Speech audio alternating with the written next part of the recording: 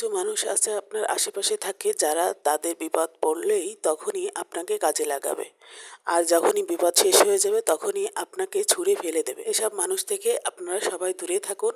এবং এরা আশেপাশে ঘুরঘুর করে শুধু তাদের নিজের স্বার্থর জন্য। স্বার্থ শেষ আপনাকে কিন্তু বড় একটা বাঁশ ঝাড়ে লাগিয়ে রাখছে, আপনি কিন্তু টেরও পাবেন না। শত্রুকে বারবার ক্ষমা করার থেকে একবার ঝাড় থেকে বাঁশটাকে টেনে উঠিয়ে ফেলানো ভালো। আর না হলে আপনারটা খাবে, আপনারটা পড়বে, আপনার প্লেটে বিষ ঢেলে যাবে যাতে আপনি মারা যান। যারা কথা কম বলে তারা কাজ বেশি করে, এবং সেটাই তাদের ভয়ঙ্কর রূপ। আপনার ভালোবাসার যোগ্যই না যখন, তখন আপনি এত কেন ভালোবাসতেছেন আর বারবার বিশ্বাস করতেছেন?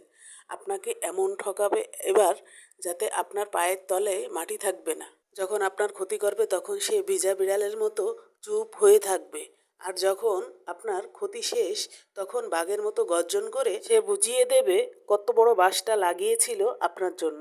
সতর্ক হওয়ার সময় এখনো আছে, হারিয়ে যায়নি, সতর্ক হন।